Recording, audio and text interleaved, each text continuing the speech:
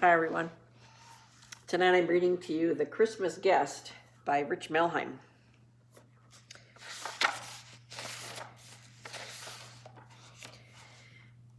It was only 4 days till Christmas, and Fern J. Fieldmouse had been working so busy with work and family concerns that she had not taken any time to ready her own home for the holidays. "I'll do my preparing when vacation starts tomorrow," she said to herself. "If everyone will just leave me alone, I will have plenty of time to get it all done."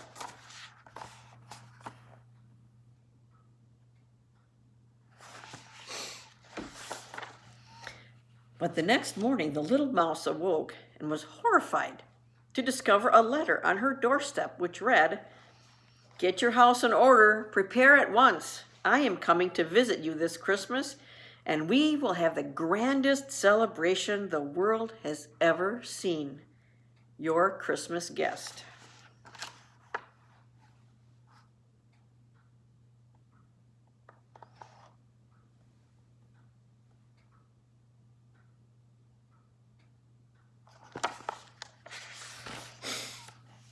"Blessed heavens," thought Fern to herself.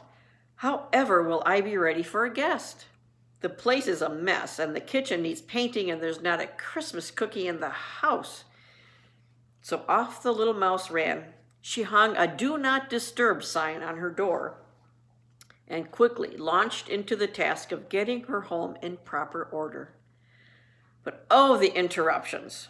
No sooner had she finished the floors and started the baking when knock, knock, some snoopy neighbor stopped in to collect money for the poor in a distant land which Fern couldn't even pronounce.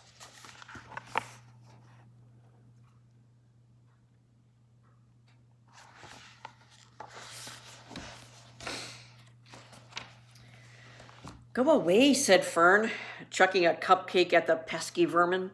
"Can't you see I'm busy preparing for Christmas?" And she turned and returned to her baking as the saddened neighbor left. But no sooner had this one disappeared down the snowy lane than a group of minstrel mice was heard singing outside her window. "Merry Christmas, Fern Fieldmouse," they shouted cheerily. "May we come in and carol for you?" "No time for that," she replied. "I have simply too much to do to waste my time with singing. Now off with you."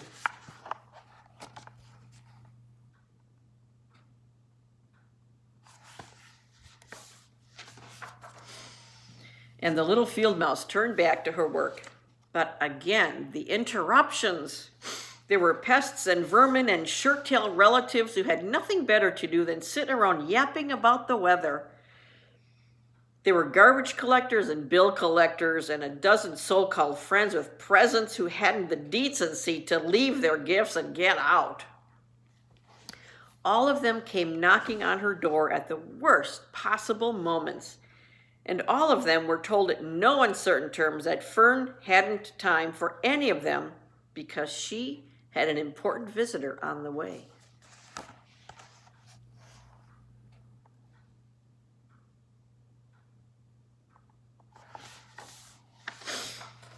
On and on this went, interruption after interruption, through every waking hour of the day. It was truly frustrating for the little mouse, and needless to say, most distracting. How will I ever be able to celebrate with my guest? By the time I shoo one unwelcome pest out the back door, the next arrives in the front.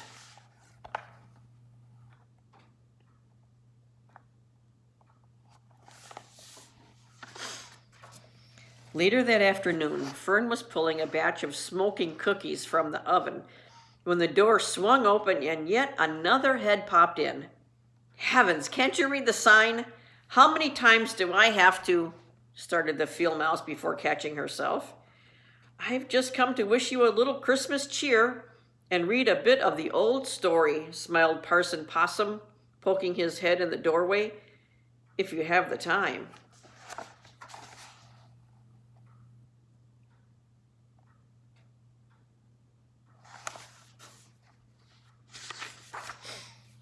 I'm sorry, sir, but I do not have the time, answered Fern in the frostiest of voices. As you can see, I'm busy preparing for that most holy night right now. I have a very special visitor coming at any moment, and everything must be just right, or I won't be ready. She thanked the good Reverend for his thoughtfulness, and tossed him a blackened cookie before slamming him out the door.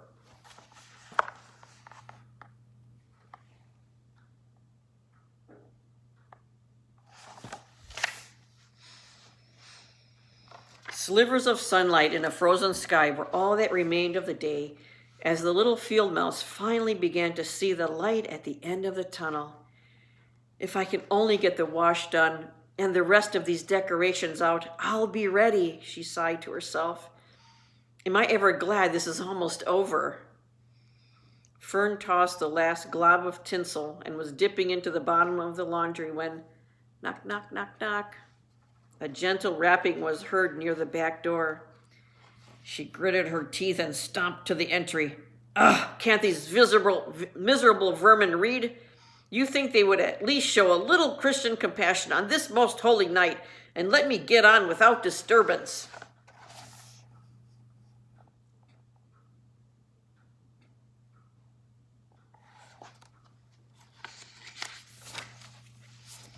Fern threw open the top of the door with an angry snarl and peered out into the shadows. Seeing no one, she slammed it shut and turned back. Again there came a knocking, this time a little louder and less timid than before. Knock, knock, knock, knock. Fern could barely keep from exploding. Ugh! I've no time for such foolish pranks, she shouted with an icy glare in her voice as she flung the door wide open to the night. But again, no one.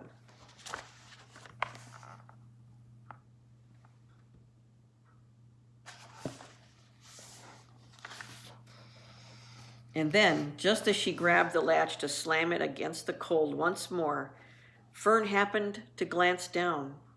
There, just a bit lower than her glasses would allow her to see without bowing her head, Fern was startled to find a little grub of a mouseling. He stood smiling in the knee-deep blanket of snow, holding a bent tin cup. Please, Mom, the little waif began, if you please, for to help a small hungry vermin of a mouse without a home on this most gracious of all nights.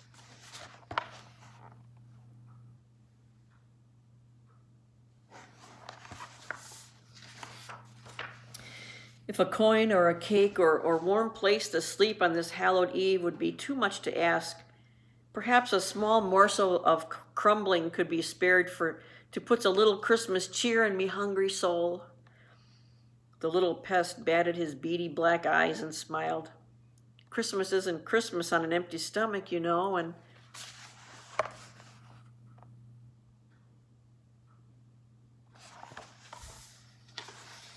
No! Fern slammed the door and shook her fist. No, no, no, no! It is just like you rodent waifs to take advantage of this most holiest of seasons for your own gain. I have a very important Christmas guest on the way for a true celebration. And now, just when I'm almost ready, you have the nerve to bother me with your selfish and inconsiderate begging. Well, I won't have it. Do you hear me? I have given all I can give and taken all I can take.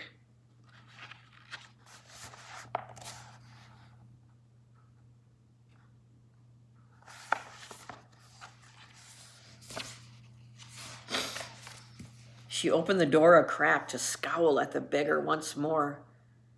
But the mouseling was not to be seen. Even his tracks had disappeared in the thickening snow. Good riddance, muttered Fern to herself as she turned and returned to her last few details. And a Merry Christmas to you.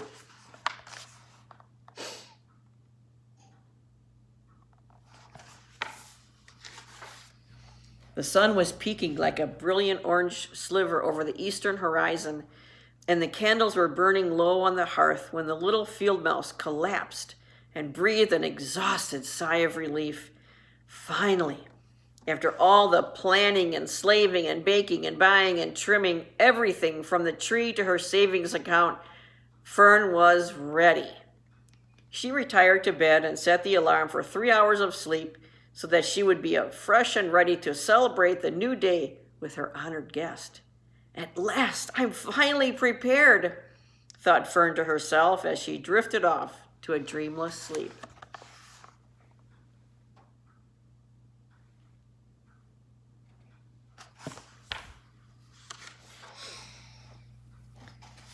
But the new day came and went without so much as a silent shadow darkening Fern's perfectly dusted doorstep. And the next day did the same, and the next, and the next. On through the 12 days of Christmas, the sun rose and set without a solitary soul rapping on her freshly polished door knocker. The crackling fire and the clock on the mantel were the only company Fern kept that holiday. And the only voice heard was the lonely word of a mean old owl in a tree by the window who kept asking, "Who? Who?" At last all things were ready. At last Fern was properly prepared, but her guest did not appear. At least, she didn't think he did. And Christmas dawned, and Christmas melted away. Another year. The end. And Jesus said, "Whoever you do to the least of these, my mouselings, you have done unto me."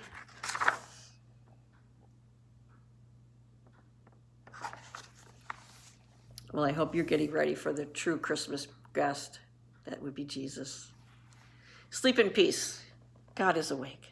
Good night.